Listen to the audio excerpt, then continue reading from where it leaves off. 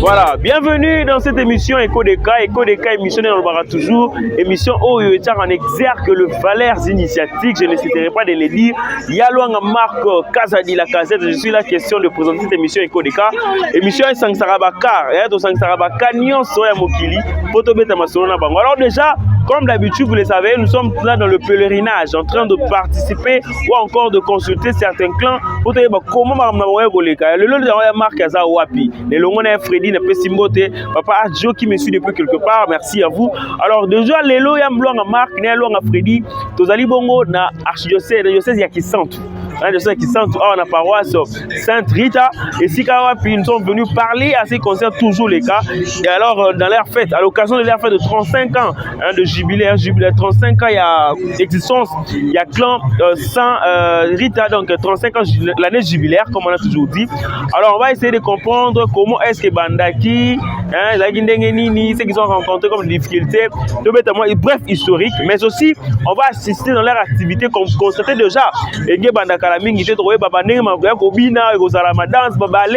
y aura pas mal d'activités qui vont se produire ici. Alors déjà, on va le suivre ensemble. Mais avant tout, laissez-moi parler avec des gens qui connaissent, n'est-ce pas, l'histoire de ces clans et qui vont me donner en quelques mots l'historique, mais aussi la situation géographique. Vous avez constaté qu'il y a un lobby à côté. Ensemble, on va parler avec ceux qui connaissent et puis on va revenir tout après pour continuer cette émission en beauté. Et voilà, comme je l'ai dit déjà au départ, tout ça à la paroisse Sainte Rita, dans le diocèse de tout. Mon est 35 ans depuis jour pour jour, depuis que clan existe, tout ça à la paroisse Saint-Tite. Je l'ai dit tantôt qu'il y aura pas mal d'activités qui vont produire, il y aura ballet, tout ce que tout le monde a groupe quand tout le monde a Walelo. Mais avant, c'est là faut quand même la paroisse en question se situe où? Ici quand Tozali, oui, dans la diocèse qui sort tout. Mais Ezarawapi, n'a évité la zone moto pas la commis. Alors comme ça, il y a Mouka ça va quand même dire un mot sur la situation géographique de la paroisse où se trouve exactement la paroisse Sainte Rita. Alors, Mukasa, salam. Comment on a dit? Yamukasa Beni Kilolo. Vous êtes le coordonnateur du clan? Oui. Alors, on se situe où? Tozapi. Paroisse Sainte Rita, ils ont la commune à Mongafula, dans le quartier Matadimayo, précisément sur la route de Kimwenza, numéro 12. Diocèse qui sente. La diocèse qui sente. Oui, qui est là avec qui sente, peut-être déjà n'a pas connu sur la voie déjà. Non, tout ça na diocèse qui sente, mais la province ecclésiastique qui Kinshasa. Voilà. Donc tout ça a na Mongafula, mais tout ça appartenir na diocèse qui sente. Alors yo mi tula ba question ça puis réponse est simple. Tout ça na Kinshasa. Tout ça na Mongafula, na paroisse Sainte-Rita. C'est la première fois qu'on a déjà. Oui. Tozali Sainte-Rita déjà ils ont plus de 30 ans depuis que tu comme à paroisse et groupe K les loyo année au 2022 toujours quota 35e année et anniversaire banda clan Nabiso et Kilama. Alors statistique clan Nabino vous a combien? Pour l'instant, parents et tout, consomme, ça estimation il y a combien de personnes? 250 personnes. 250 personnes. Oui. Sainte-Rita est un clan monene. Oyo et banipe na archidiocèse et banipe mingi na archidiocèse. OK. Nous avons porté drapeau na biso ya diocèse mingi na archidiocèse. Nous avons clan monene. Alors voilà, ils ont clan monene tout le monde a déjà moi penser clan monene parce que on a la moni avant na ya boé.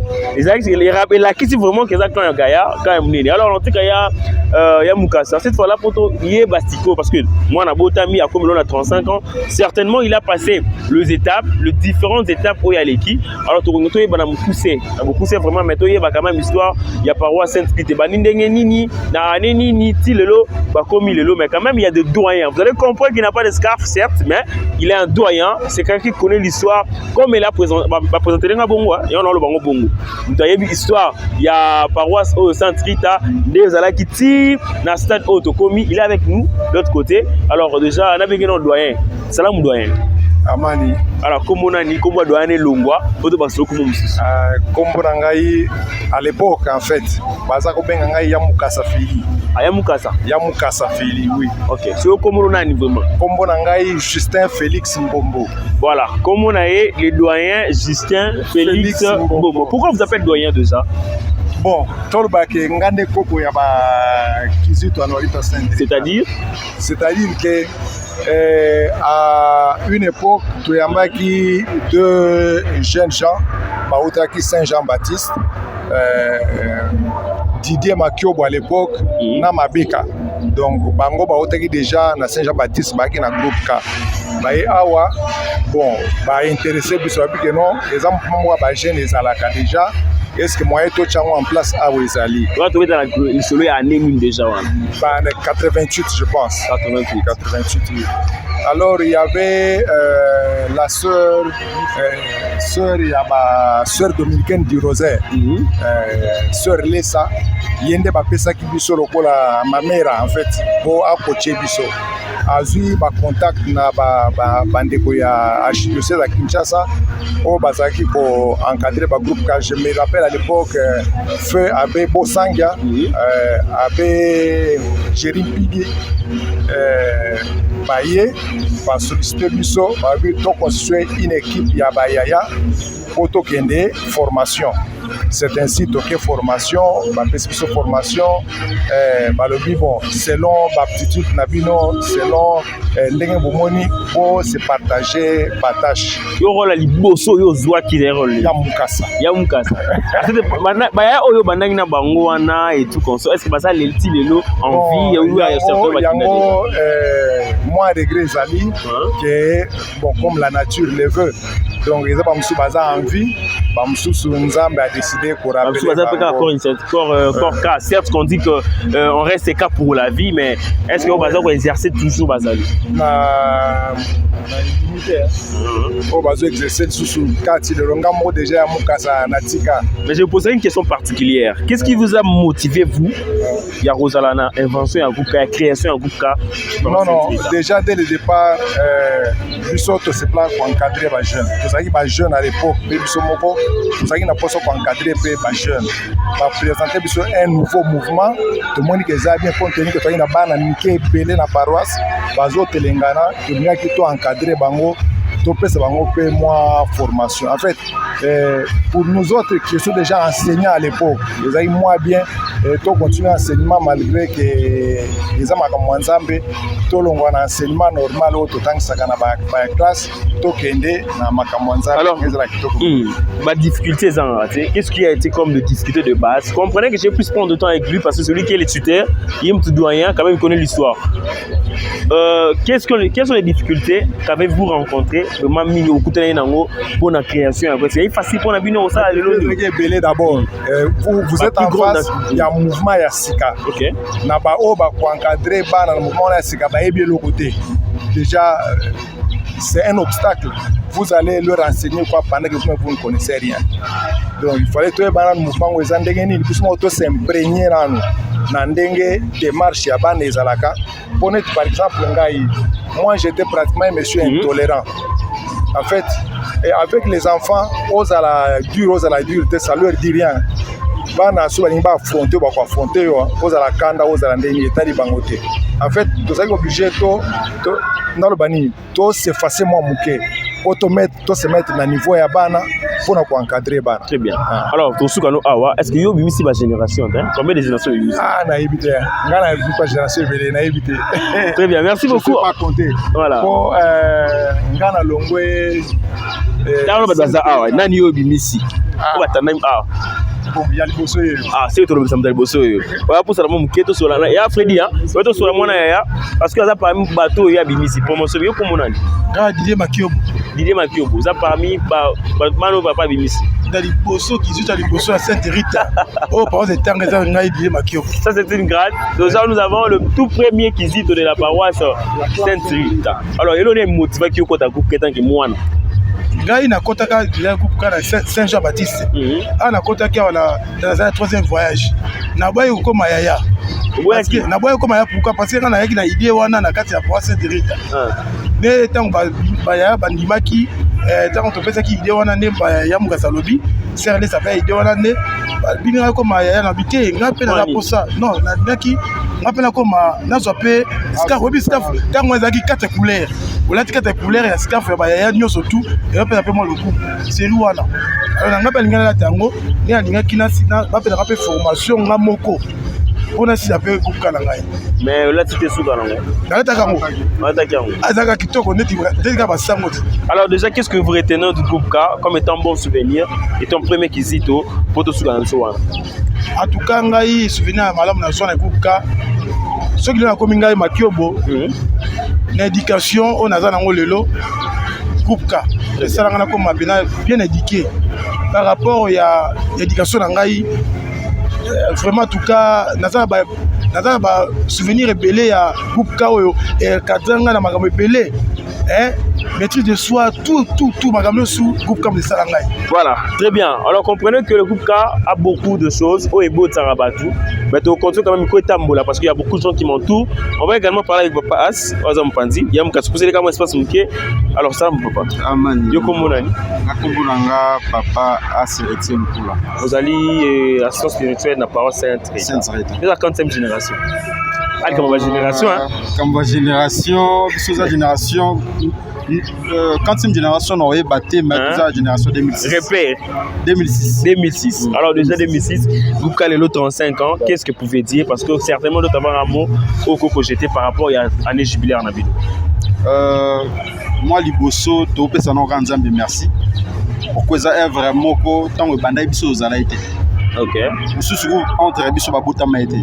Mais toyé to koti groupe K lelo bakizi to lobby lelo to komi ba assistance spirituelle ba CP donc to lo baka nzambe merci kwa komisi biso na mbula oyo donc na mbula oyo 35 ans moi na koli aza soma mukete a komi déjà mukolo donc toujours tokosala de façon mutu nyonso aleka na clan Sainte-Rita pour les lancement d'activité bandi lelo to senga et puis déjà groupe zali déjà nous avons un groupe WhatsApp oyo na ba ancien o baleka bazana kin o bazana libanda mboka biso nyonso mais dans la mettre au sunga au active jour to fêter vraiment jubilé la biso ya 35e anniversaire et les kamalam donc na bat bazali banda na bat biso nyonso tozana katiawa to sala en sorte que évidemment les a réussi.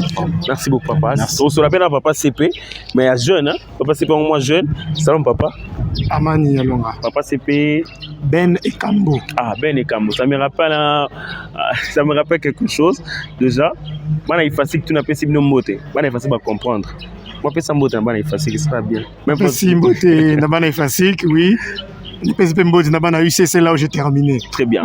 Quand on a été compris, pour aller na effacer, pour aller PSP Mbodi na effacer. Alors déjà, vous avez papa CP, vous avez fruits, il y a résultat à badoyen na moniawa. Oui. Par exemple, lorsque na kotaki na premier voyage, na kuti il y a mon kassa Jean-Jacques qui est là. OK. Na kuti pe il y a Moulumba Didier qui était noyaya. Ba on est ba format biso. Non, on pourra souvenir moko ya malamu yo garda le tant que groupe K, le lo ozali. Qu'est-ce que vous gardez du groupe K? Groupe qui dit toi noiré, tu sali que ti le lo yo tika l'apparence. Certainement monsieur ya considération ba kenda, même si baza pe système yo, le lo ti le lo zongi étant que responsable na clan yango. Qu'est-ce qui vous a motivé déjà? Merci. Nous avons deux beaux souvenirs, et ça comme témoignage. Il y a Liboso et ça le groupe K m'a permis les lois à l'Obalingala. Oh. Moi quand je suis entré au groupe K, pas plus de 20 mois à Lingala. OK. Nazari Mwana, Nakola, on nous obligeait de parler français à la maison. Non, le lingala, c'est une langue bantou. Aujourd'hui, dans mon CV, je mets lingala excellent. Très bien. Parce qu'aujourd'hui, je suis capable de retenir discours pendant plus de 30 minutes en lingala grâce au groupe K. Très bien. Deuxième chose au groupe Kepe Singa, c'est la capacité de parler en public. On rentre un peu là-bas. Ça n'a pas créé moi mon problème quoi. Parce que moi na kendek na français et tout et zozongi na lingala. Au contraire, ma famille aujourd'hui est devenue une famille groupe K. C'est grâce à moi. Okay. J'étais Kizito, Yaya a décidé, maman Nabiso à rejoindre l'équipe de mes parents. Na Côte Balé qui n'a un groupe K et ce sont devenus des enfants passionnés par le groupe K. En tout cas, le groupe K nous a beaucoup apporté. Très bien. Deuxièmement, c'est la capacité à relever en public. Ça, c'est bien. Yaya, forcer, tout ça là-bas poème, tout ça là-bas théâtre. À l'époque, on ne comprenait pas le bien fondé à Biloko. Okay. Mais aujourd'hui, je suis enseignant de formation à l'université. Ceux qui ont une aptitude, sont très à l'aise parler devant la caméra, parler devant le micro, parler devant les gens, c'est grâce au groupe K. Donc, c'est les deux beaux souvenirs, aptitude au groupe Pesanga, sans compter Biloko Nyonso, ceux qui n'ont cité aussi la tête au groupe Pesanga. Alors, Papa CP va nous permettre de prendre d'autres personnes, mais j'ai retenu des choses importantes. Que non, nous avons lingala wana, tout ça groupe moi ils ont ADB, ils ont mis dans Bosco. Bon bah français, pas biso kuna soki français allez. Voilà ADB. Mais je comprends que tout le monde va se faire pas comme un peu la lingala. Ça c'est fort hein. Alors déjà merci. Alors on va parler de mamie, tout plutôt sur ça peut bana basi. Mais na moni maman as na maman as pour ça la bien. Tout maman as pour ça la bien comme ça ya Kassima va continuer. Restez là, on va faire ça. Alors maman salam. Amani. Kombo Maman as bibi pembele. Ah, yo tout bande photo yo bimina na fouille ya papa. Bon, ngana bimina fouille ya papa te ngana bandaki na clan Saint-Hippolyte na Bandeville. Na yeko koma na Notre-Dame du Congo na Lemba Foire. Tant on a déménagé na Côte Coton en 2015, on a intégré groupe. Est-ce que les comme je suis cas pour la vie, tant on a longue qu'on a c'est facile de gérer les esprits parce que vous allez à sens spirituel, on a paroisse sainte. Oui, c'est facile puisque on est déjà mère à la maison. Yango tellement tozo ma charge wana na ndaku et on est capable aussi ya ko memango awa na kati ya paroisse. Comment vous accompagnez les clans ya ko matina étape beaucoup ko banini 35 ans lelo. Bon, 35 ans lelo ezali lancement donc au fungoli l'année jubilaire na biso à 35 ans to bandango lelo to clôturango na date obino bokoyeba. Alors tozo soutenir clan na ba prière na ba activité nyonso ndenge to bandi lelo ti to kokoma mukolo ngo to benga bino pe RTC bokoya bokomona écho de club de cas bokomona nyonso ba activité nyonso ekoleka bokozala au courant nango tozo sengaka lisalisi ya mama Maria na Nzambe ba soutenir biso ba sunga biso pote musala kokamba bana eza pasi puisque notre clan c'est un clan éléphant tozana bana ebele.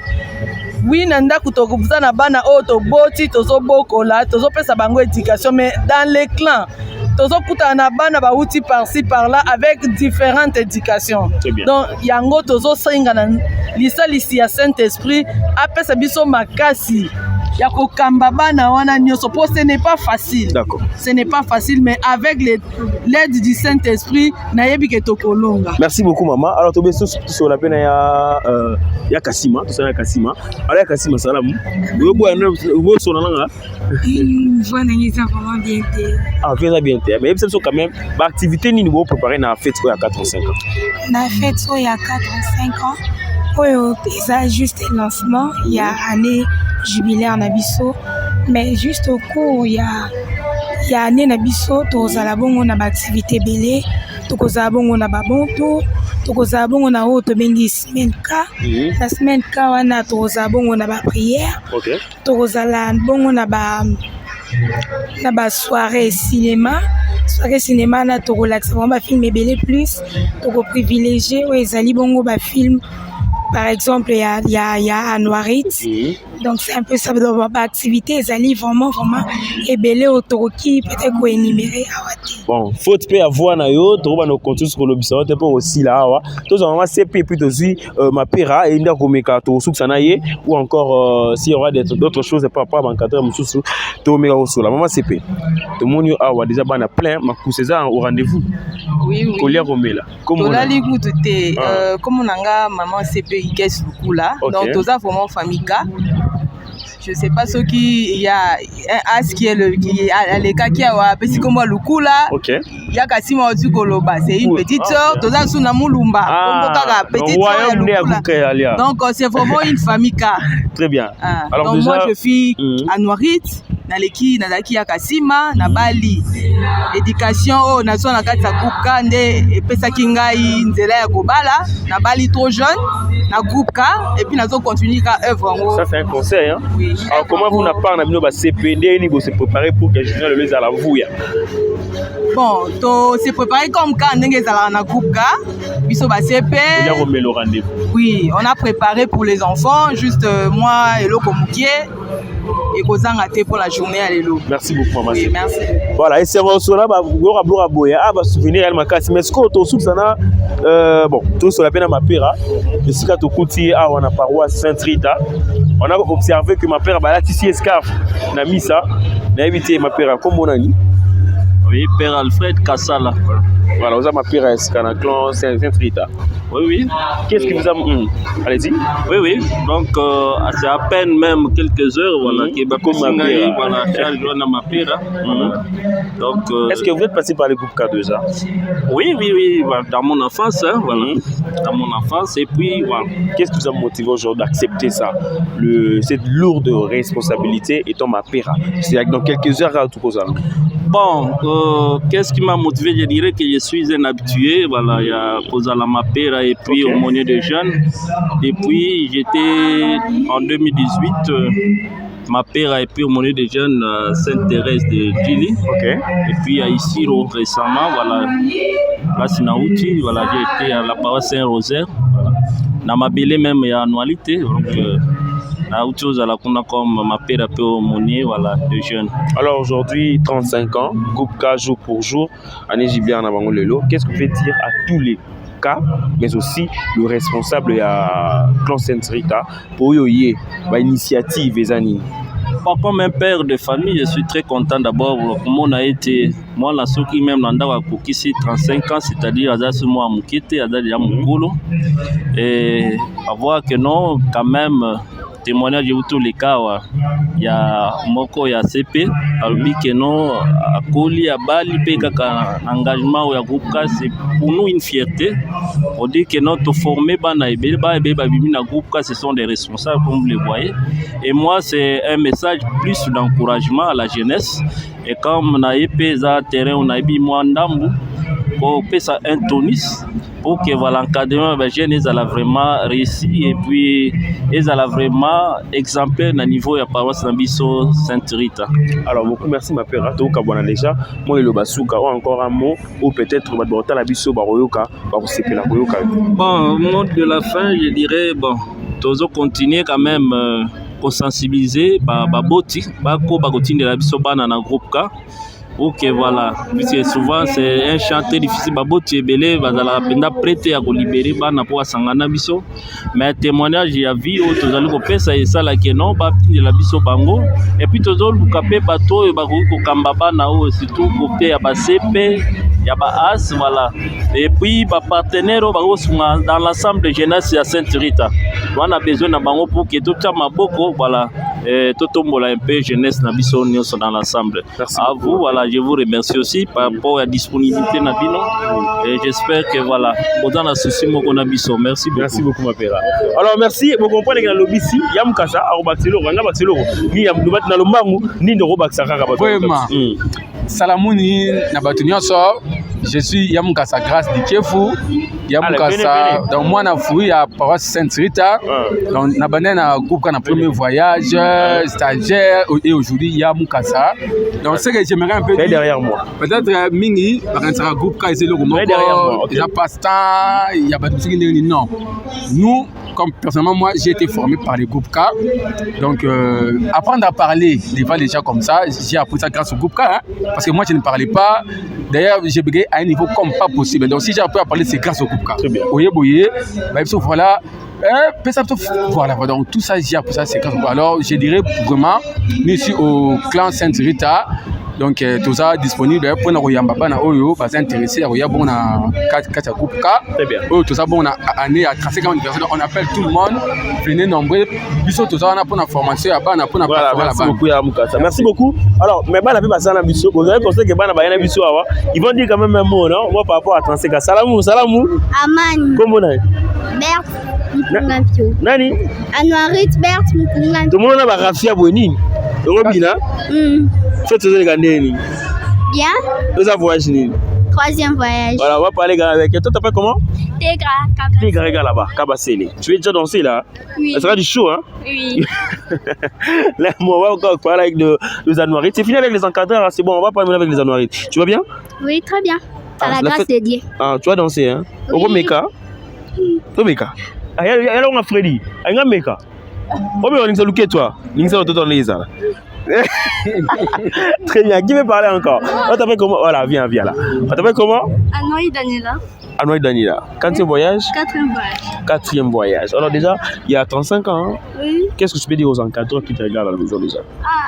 Le groupe qui dit Anoï, c'est bien, on t'apprend de bonnes choses, on nous donne de bonnes formations. On nous dit de suivre le chemin du Christ. Le chemin du Christ est que derrière notre objectif. Qui veut parler encore? On va parler avec Anoï. Voilà, t'appelles comment? Ereka. Anoï, tu as voyagé? 2e voyage. 2e voyage. Ok, au Bina. On te dit, on va parler avec au Bina. Là, on va m'attiter.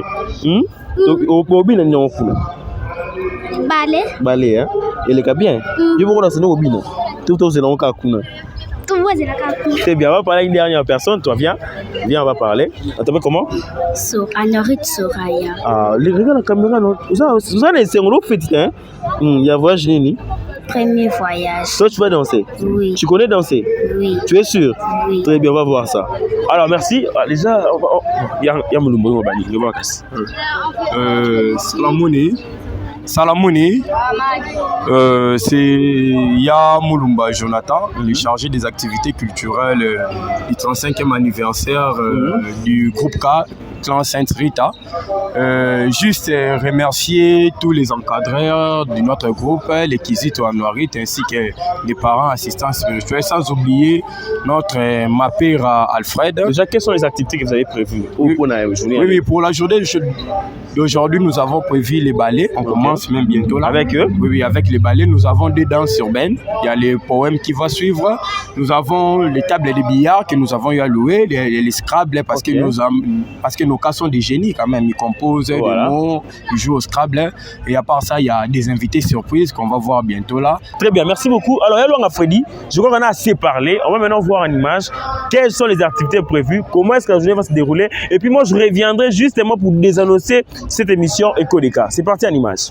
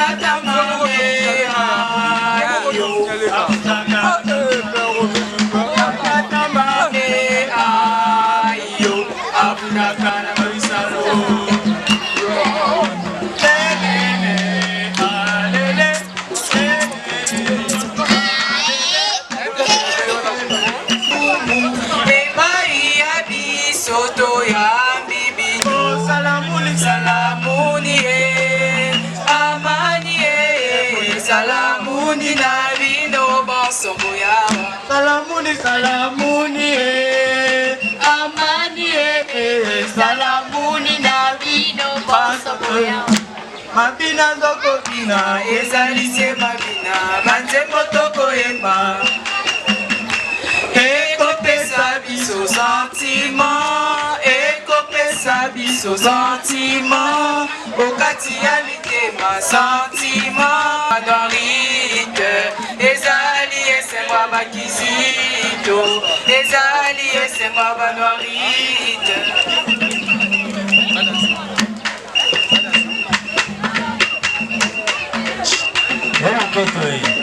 Roqueto initiatique, bam, take it. On y va.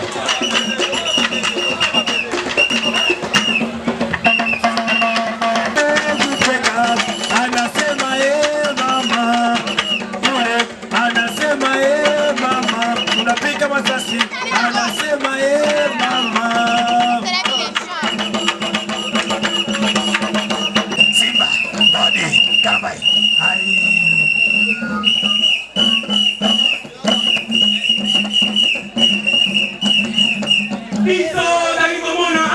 Yes, tozali bajana paroisse Saint-Rita.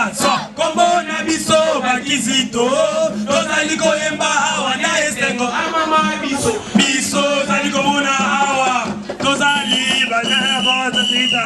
Kombo na biso bakizito, tozali koyemba awa na esengo. Et voilà, nous avons un sengo tambola na bino awa, na paroisse de sengo na bino awa na paroisse Saint-Rita esika puis de vivre en image le 35e anniversaire lancement d'activité bien sûr il y a paroisse Saint-Rita awa na diocèse ya Kisantu na commune ya Monga Fula esika puis ngai na Freddy Toyaki na compte éco de cas pour vous faire voir le bien faire. Alors vous tous vous avez observé comment est-ce que les activités les kin ba balé ba muchego ba bini awa ba voilà beaucoup de choses et les cas vous allez constater que maintenant on se reposer après comme là comme la souka alors ngana bino to kutana bongo prochainement déjà un nouveau numéro.